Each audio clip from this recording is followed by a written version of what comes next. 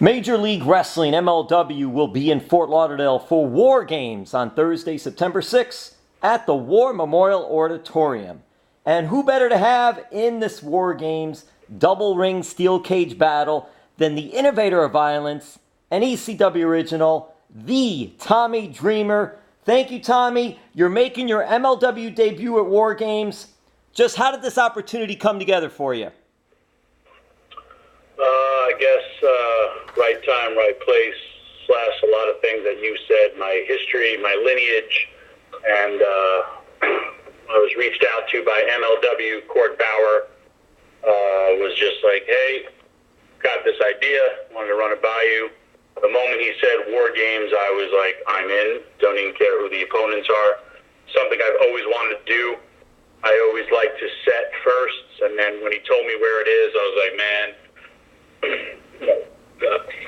that was the first ever time I main evented a pay-per-view. And in that building, I main evented already in that building. And just going there from ECW when we used to pack the houses, and it just was like, wow, perfect place, perfect timing, and just, super excited about it.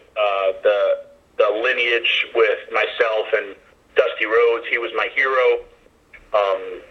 He's the reason I became a professional wrestler. He's the one who made me believe.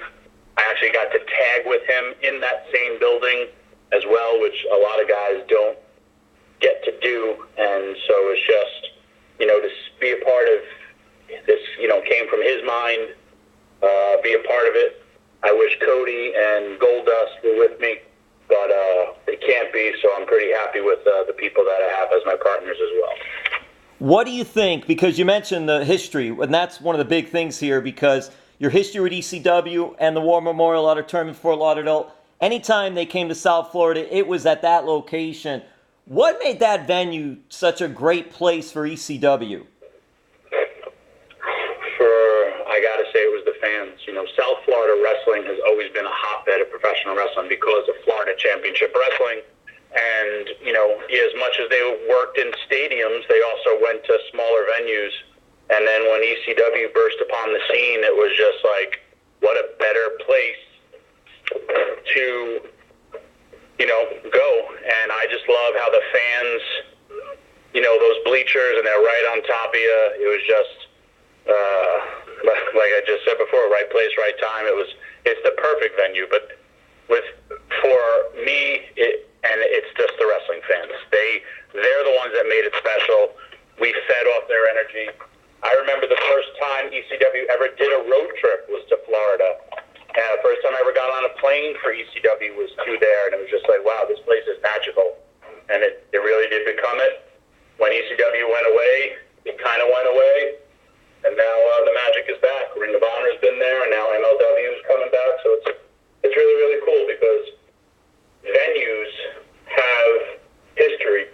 Venues have a life of their own. So when you get to do that, they become immortal with memories. So, I know the moment I walk through those doors, I would become flooded with emotions, memories of, wrestlers that are no longer here, things that I've done.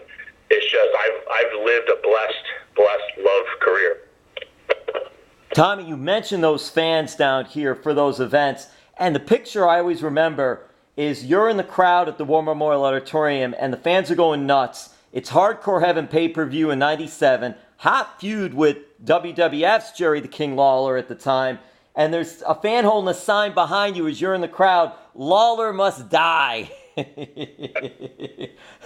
That whole experience, what was that feud like, too, with Jerry Lawler and bringing it here? Man, Jerry Lawler, most people remember the King as being, the most beloved announcer for WWE and the good old King with his puppies.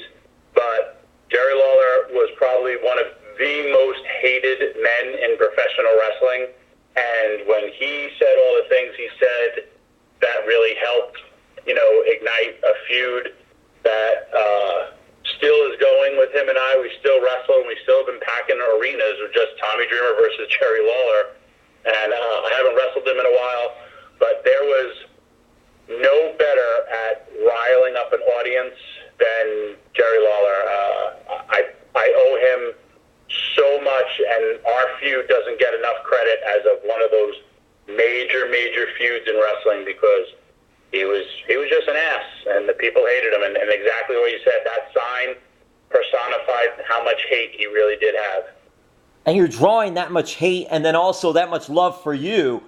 It is interesting that you mentioned that this was a feud that not many people will put up as one of the greatest feuds, but when you think about it, it sold everything that needed to be sold. And you had the cross-promotion, too. Yep, and, we went to Memphis with it. We went to Nashville. I mean, I did all the Memphis famous buildings, and we sold a lot of venues. And I think I wrestled about 3 years ago in Jackson, Tennessee, and another packed place. And, everyone thought, and a lot of it was real, but everyone thought he really did hate ECW. He hated Paulie. That was real. He wasn't a big fan. They had some real history from things that had gone on in the past. And it was everything about it. He was a total, and to me, I was just saying, man, you're a hypocrite, because I'm just doing stuff that I watched you do in Memphis, and, you want to put us out of business. You're saying we're crap, but yet I'm just doing all stuff that you were doing, pile driving girls, doing all that stuff, because that's what I kind of, grew up watching.